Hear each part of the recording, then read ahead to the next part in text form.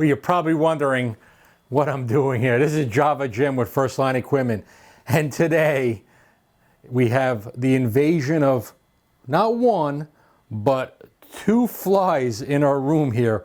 Not sure how they got here, but you may see them pop up on this video because they're swarming to me. They just love me.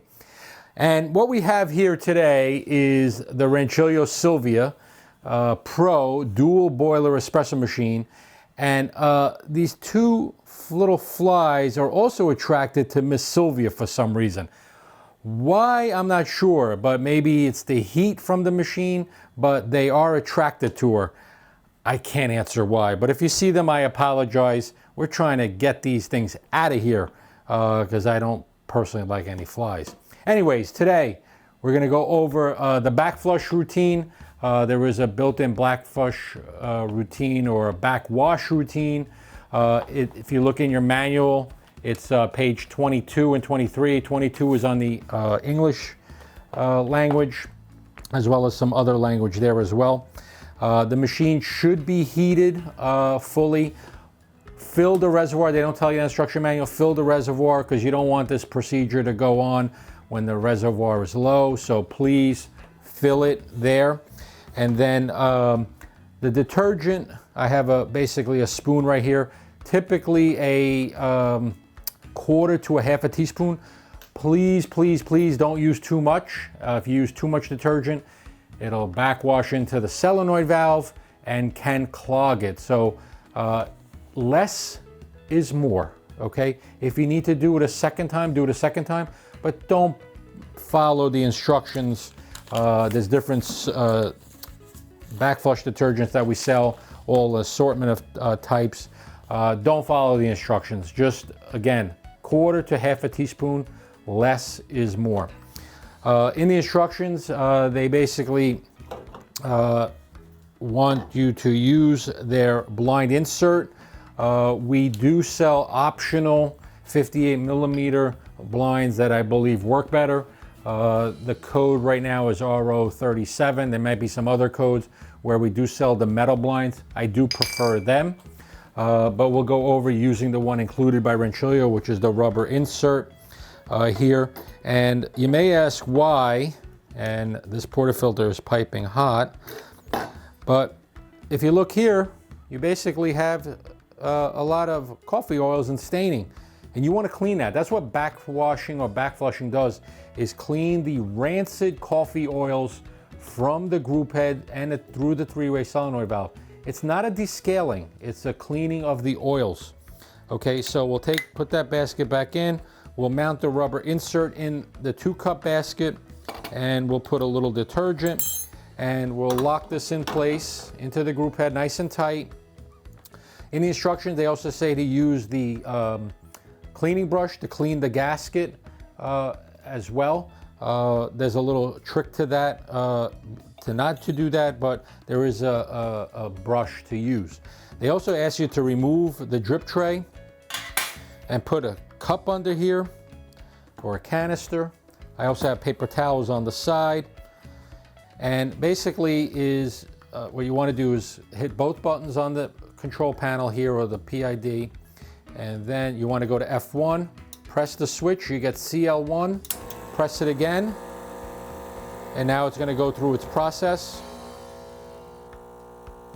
So you can hear the pump change noise when it's like brrrr sound, and you heard a little squishy. That's the three-way solenoid valve that opened up there to relieve some of the pressure.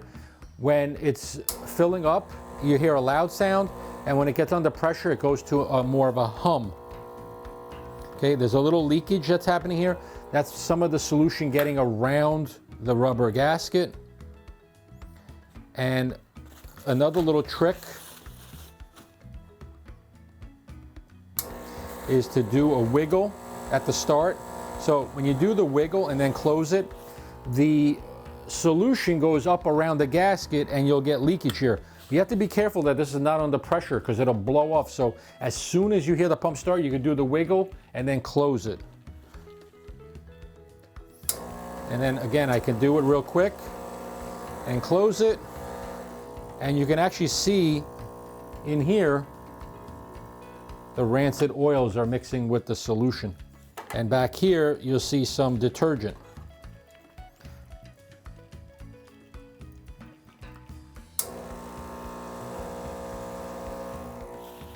So the machine's going through its process very nicely. The next step will be CL2, which will be removing the blind and rinsing. Okay, we have CL2. If you see here, there's still a little left over detergent in here. Okay, we'll take that out. I'll be right back and go to the sink and rinse this. We'll put the portafilter back into the group head. Press it again.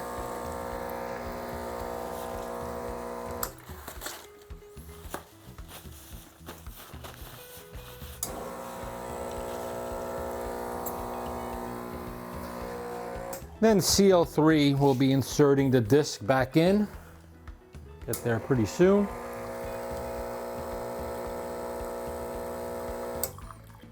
When the pump turns on, you can see little ripples in the drip tray.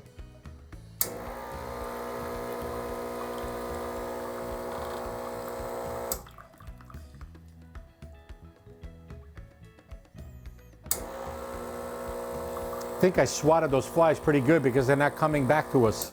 So I'm thinking it's some good swats I had there. Now they're afraid of me.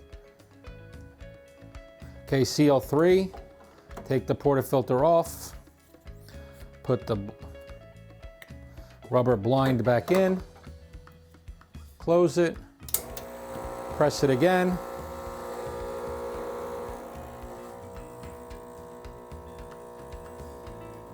And this is a feature that's only right now available on the Silvia Pro, not on the regular Silvia. So basically on their dual boiler machine. It's a nice little procedure, which you do have to baby a little bit. So if you can figure out what CL and 3 stands for, CL 1, 2, and 3, post a comment down below and let me know what the CL 1, 2, and 3 stand for. It's pretty obvious, but let's see if you know what that means. So now you're back to the temperature screen. Take out the cup. We'll drain this.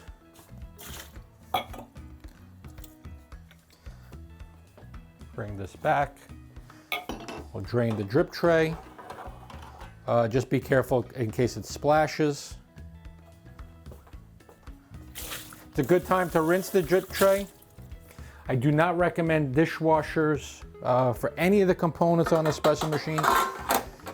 Slide that back in, put the cover, and now you'll have a clean group head. Now, let's take off the basket. Remember, the rubber disc was over the basket. So the basket can still be dirty, okay? This you'll need to soak overnight. Can you use a solution that came out? Yeah, I would just get fresh solution, as well as you're still gonna have some coffee oils in the portafilter and the spouts. So if you're gonna create a container, which this is too small, put the basket in, put the portafilter in, but do not allow the solution to get above into this area because you'll develop rust on the bolt that connects the handle to the actual portafilter body. So you just want to soak this area in here. And if you notice, this gets pretty high, so you're going to have to get pretty close to the spout. So that's clean as well. Or you could soak it in like this to get this lower here as well. Okay, so just remember that this is going to have to be cleaned separately. The one thing that they don't tell you in the instruction manual to do is after you make an espresso, even after the rinsing cycle, make a shot of espresso and throw it out. The coffee grinds are highly absorbent, so you're kind of dirtying the machine, but they're absorbent just in case there's any leftover detergent, which usually will give you the runs if you ingest it, but we don't want to go there. We want to make an espresso and basically throw out that first espresso you make, and you're pretty good. The last thing you're probably wondering is, when do I need to backflush? My recommendation in backflushing is once every 50 espresso shots. If you're using beans that are more oily, you're going to do it more frequent, maybe once every 30 or 40. If the beans are less oily, you may go up to 60. You'll know because the espresso will start tasting rancid when you're drinking the beverage. So just to let you know, once every 50 espressos. Once again, this is Java Jim with First Line Equipment, and I know the fly went across the lens because I saw it, and it's just amazing what a fly can do to a video as well as bother you. And I appreciate you watching. Thank you for watching. Give us a like down below. Subscribe to our YouTube channel because there's more to come with not only this machine, but many other machines and grinders that we sell. And have a wonderful day and happy espressoing.